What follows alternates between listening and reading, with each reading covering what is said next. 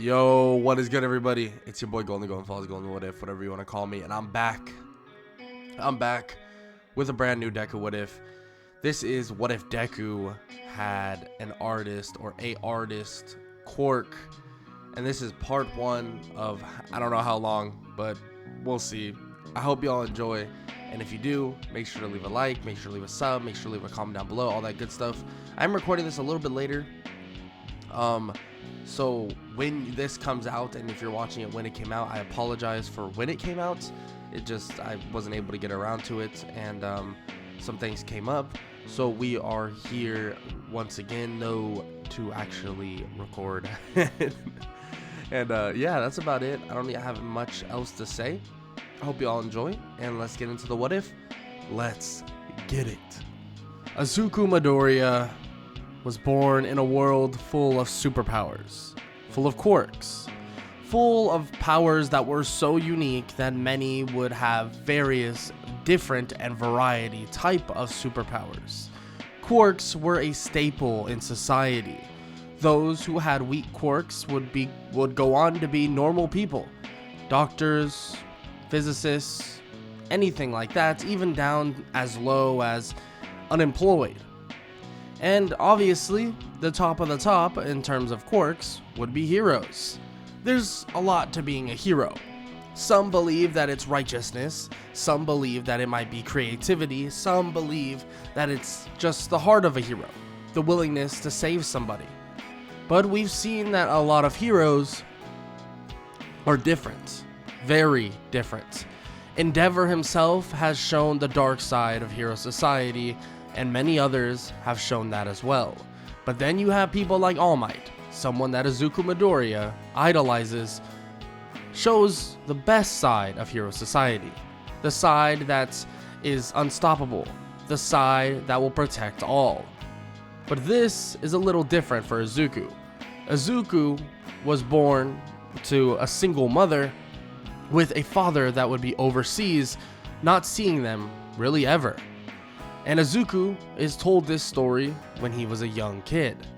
At the age of about 5, they would eventually go to the doctors. After he speaks with his teachers and gets pulled out early, Izuku would go to the doctors with his mother, Inko Midoriya, and learn of his quirk. And when he would learn of his quirk and exactly what it did, he would be in complete awe. Izuku was a kid that loved to draw, loved to write, loved to be creative. So when he heard that his quirk was based around him being an artist and him drawing, it was something that really put him at ease. He always wanted to basically be a support hero at this point. He thought, well, being like All Might was awesome and he would love to do that, but what if he could make everyone else like All Might? What if he could make it so that there was no villains at all? Because he made such strong tech that he could protect everybody. He would draw things up, obviously some way more outlandish than others, when he was young. At the age of 5, he would have a whole notebook of a ton of drawings. But when he would hear that his quirk was based on him being an artist quirk specifically, Izuku would be shocked. The doctor would tell Inko Midoriya that it is all based around his creativity and bringing things to life. It will drain his stamina every time he does bring an image or something to life, and depending on how creative and in detail it is, it could actually become 3D, 2D, 1D, whatever you can really think of. So this information would bring a huge smile over Izuku's face. A quirk like this that is so important to his life and important to who he is as a person at this moment is perfect. Maybe that's how all quirks are. Maybe that's how All Might got his quirk. Maybe All Might has always been courageous and strong and stuff like that, so he got a quirk that matched his personality. Izuku would soon find out that it has nothing to do with anything. It's all the luck of the draw, like a coin flip in a way, or a dice roll. But Izuku is still happy with what he's been given and still happy with what he's got. So right when he gets home, he begins drawing more and more and more. The next day he would go to his school and even tells Bakugo about what he got and what his quirk is. Bakugo would say that sounds pretty cool, but I mean, can he actually do something like that? But like him, like Bakugo, he can actually just use explosions out of his hands. It's as if he has little fireworks in his palms. Izuku thinks that's amazing as well, but he tells Bakugo that he really can. He can draw whatever he thinks of or draw whatever's on a paper and bring it to life. He's not exactly sure how to do it yet, but the doctor confirmed that he 100% can. Bakugo begins to be a little bit skeptical, telling Izuku to bring whatever he drew right now to life. He knows he sketches and draws things all the time, so he pulls out his notebook. Bakugo grabs it quickly and reveals a page, saying to reveal this, being that of a bit of a lion cub. A lion cub that is not the most amazing drawing, but it's pretty decent overall. Izuku focuses really hard, as much as possible, and out of nowhere the page begins to bend, manipulate, and seemingly come out of the page. This baby lion cub begins to get revealed, but it's kind of weird. It's in 3D, but it's only in black and white, Izuku not being able to enforce color within it. But just as it appears, it gets sucked right back into the page. It seems as if Izuku doesn't have control over what can do, and he collapses to the ground in exhaustion. Izuku realizes that it's going to take a lot of stamina and a lot of effort to do something like that, especially do something like that again. Izuku would continue practicing, and Bakugo would be less skeptical, especially after seeing what occurred, believing that maybe Izuku does have that quirk within him, but it's just extremely difficult. He's not a prodigy like Bakugo himself and how everyone else calls him one. Izuku would continue training though, trying to draw new things, use color, use everything. Anything that he could really do in terms of being an artist, he begins to learn. He begins to learn things online, learns things in classes, and so on and so forth. He believes that if he gets more details, he might be able to get better at his quirk overall. He's not so sure, but he'll begin to start doing this over a long course of time. You have to remember, he was just a little kid. Yeah, he was okay at drawing, but most of it was very, very simplistic. But now he's starting to do more complex things when he's approaching the age of about 12 to 13. He continues to do this, and frankly, his whole social life goes out the window just a little bit. He would take strolls to the park to paint the scenery. He would take strolls to the zoo to paint animals. He would just do this. That's all he would do all the time. He felt that this was the best use of his time. And frankly, it kind of was. If he wanted to be an extremely powerful hero, he not only needed to draw like crazy to more or less get better at his quirk, but also train. This is kind of his training, but he would begin to go on runs and begin to work out because that's the only way to really get his stamina up. So he would continue to do this over this course of time. Obviously, when he's older, he'd do more and more and more. And during one of these trips to the park, he would actually run into somebody pretty interesting. Somebody would watch him draw on a large sheet of paper, and he would be drawing the entire sky once again. He'd be drawing it, and then his whole goal was to more or less manipulate that sky on the page and be able to show it as if it was some sort of flat hologram. And that was his goal, at least just to do it for now. He's able to make small animals. He's able to make even some bigger animals only in 2D. But as he's painting and more or less going through all of this paint that he currently has, his paintbrush breaks. He gets a little frustrated about this, looking for another paintbrush, and there's none left. Izuku realizes he's gonna have to pack up for the day and walk back home with this drawing. Unfortunately, this is kind of annoying because this is the exact scene he wants. So he'll have to come back at the exact same time he's currently at right now. But also the clouds could be different, sky could be slightly different, anything could be slightly different, and it's gonna throw him off. He puts his hand in his palm, or his face in his palms, but he just shrugs it off for a second. But as he walks away, some girl's behind him and has a paintbrush in front of her, handing it over to him. Azuku's confused and asks if she's been stalking him, because that's kind of creepy. She waves her hands really quickly, saying that that's not the case. Actually, she was just taking a stroll through the park and, well, saw that his paintbrush broke. So how did you get a paintbrush that quickly? I'm still confused. Azuku obviously concerned about this girl, especially because she showed up and it seems as if she knows exactly what he needs.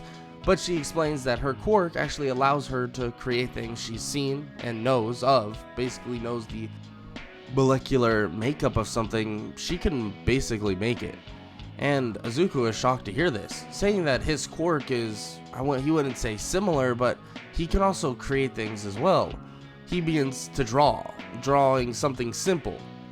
And he draws a book, and he immediately is able to make it into a 3D form as if it was a regular book. He tells her that he can do the simple things. He's not able to do crazy advanced stuff that he assumes that she can. But his goal is to eventually make these powerful creatures out of his book and be able to manipulate them within actual space and basically right in front of them, and he'll be able to control them. It's an extension of him. He has some sort of artist quirk. He looks at her and says that she must have some creation quirk, he would assume, in which she says that is true. They introduce themselves to each other, Azuku obviously telling her that his name is Azuku Midoriya, and her name is Momo Yaoyorozu, a girl that he would be seeing relatively soon at UA, but not at the UA entrance exam. She is an extremely rich kid, and, well, she may not seem that way because she's not super snotty, she's extremely nice, but UA is something for, hopefully, both of them to get to. Azuku would eventually speak with her about this as he's drawing the rest of the sky, and as he finishes up, he hears about more or less what her whole life was like, being that she was rich. Azuku says that it's kind of the opposite for him. His mother has been working multiple jobs, and he tries to help out by selling art, which helps a little bit, but nothing crazy because he's not a professional artist. But she says that his art is extremely good, and she would love to pay for some if she could. And Azuku says that she doesn't have to do that. It's fine. And Azuku begins to finish up his sky, and as he does, he begins to put out his hands. Energy seemingly begins to thread into the painting, and it begins to hover out into the sky itself. Azuku stretches the image out, focusing as much as possible as it surrounds both of them, imaging the sky perfectly, and it looks amazing. Azuku begins to turn his hand as the tint of the color begins to change. On top of that, the sun begins to move throughout the painting as if he's changing the night sky, going from midday to all the way to midnight. Obviously, Momo is completely shocked at what's going on, thinking that he's actually manipulating the sky itself, literally changing the time around them. But he shakes his head and smiles, says he's not. He then basically collects the paper as it shrinks down and the sky returns to normal. Momo asks how he did that, what even happened. He explains that he can manipulate the paper, manipulate his artwork, and he was able to surround it around themselves since it was such a big canvas, and make it seem as if the sky around them was changing slowly but surely, and they were able to see both night and day throughout a circumstance of just seconds. She's shocked by this, thinking that this is the most amazing thing, asking if she can buy that off of him, that she'd love to buy that off of him. But Azuku says that he would love to do that, but it's not like he can make that permanent. He can't make it so that her room would look like that all the time. And she shakes her head and says that's fine. She'll hold on to it until he can. And Azuku tilts his head slightly and realizes what she's saying. He's never really thought about it. Maybe he could do that in the future. Everything is progression. Even his artwork is progression. He's only gotten better at everything that he's done through sheer practice. He says, sure, why not? As he says to basically give him whatever she can. He doesn't really care. Money's not a big deal. So she gives him some money in a little pouch and then takes the painting and leaves, telling him that she hopes to see him at one of the top hero high schools, even if it isn't UA, in which that's where she will be going. Izuku smiles and waves her off. As she leaves, Izuku opens the pouch to see that she just gave him a lot of money. Like, this is more money than his mom has made in 6 months. He's about to go over and basically tell her that he doesn't need this much, but she's gone. There's a limousine that just picked her up, or at least a private car, and is taking her away. Izuku is completely shocked, but brings it home to his mother, saying and having her look at what he just got. He met this, rich girl by the name of Momo Yaoyorozu, and he showed off his painting, and it was one of his more developed things he's done in a long time. She asks if it's the painting of the night sky that he's been working on, and seemingly trying to get the timing right so that he can do it in one day. Izuku says yes, and of course, he's been working on this for a while.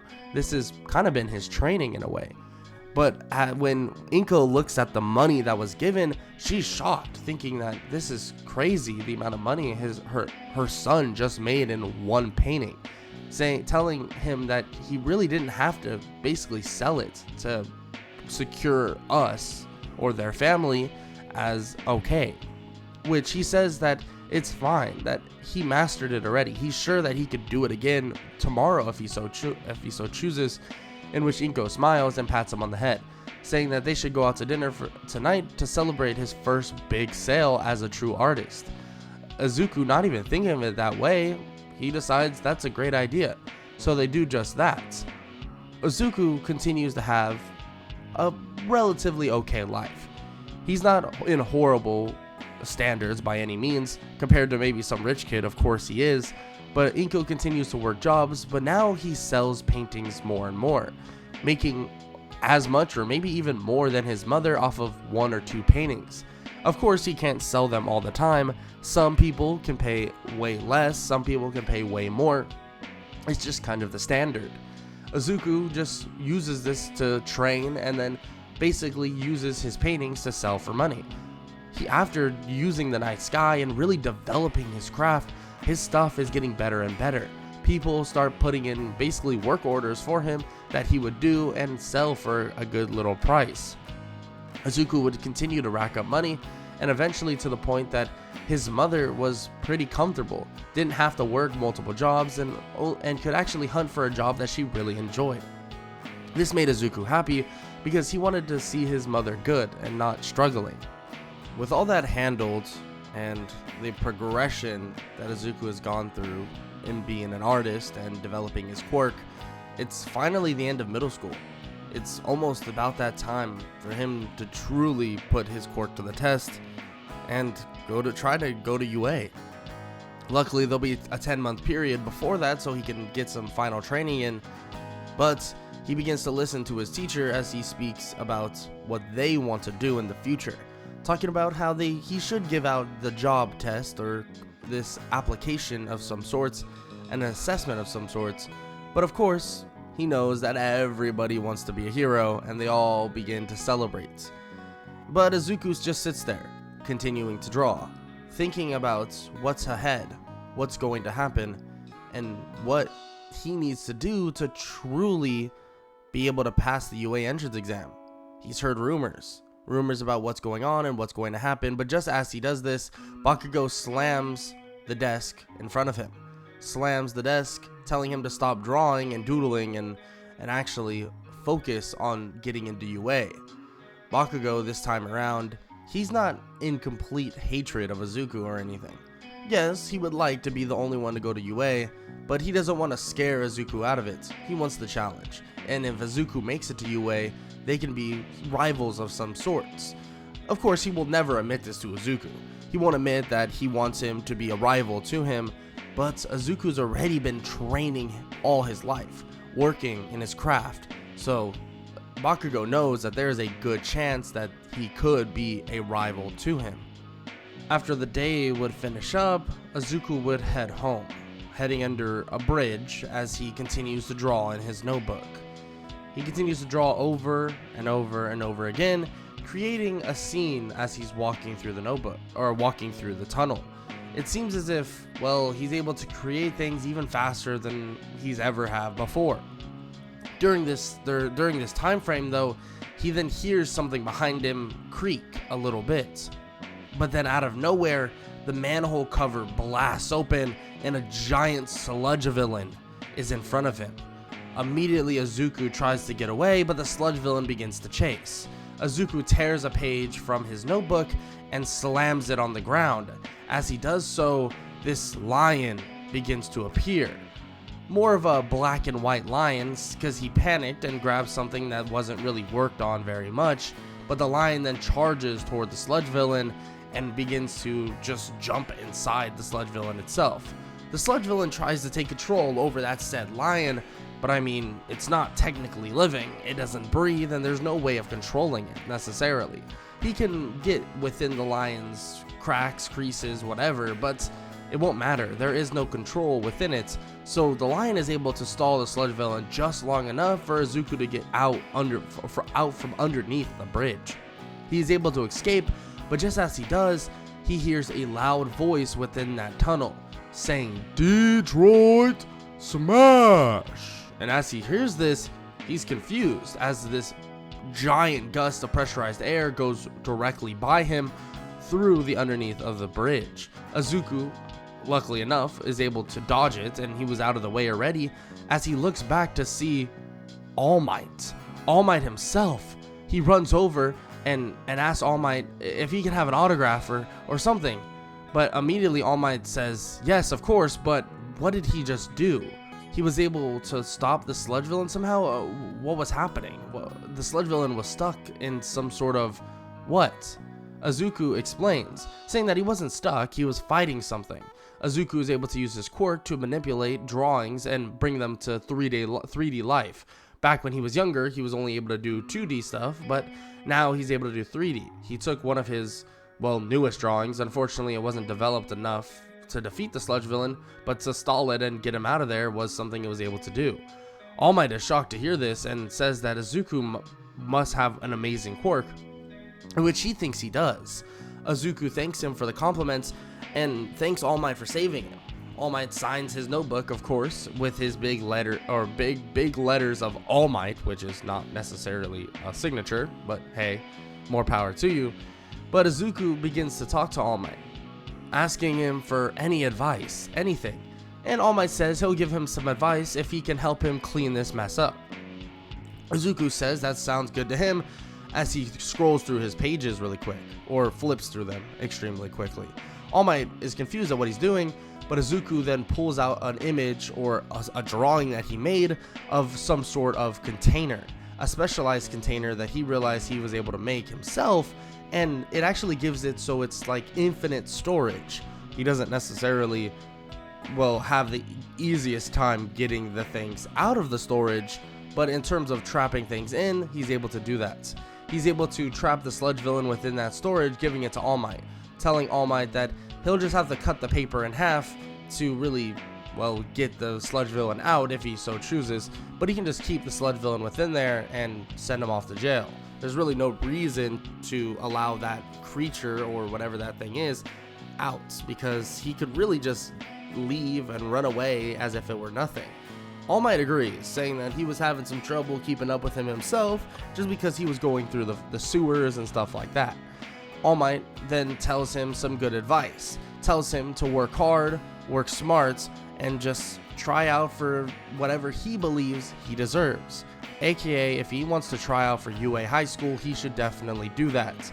Training hard is something that All Might's done for a long time as well. He didn't get this strong out of nowhere. Izuku smiles and nods, saying he's been training all his life and he won't stop now. All Might says that sounds good and that he'll see him soon at UA as long as he gets in.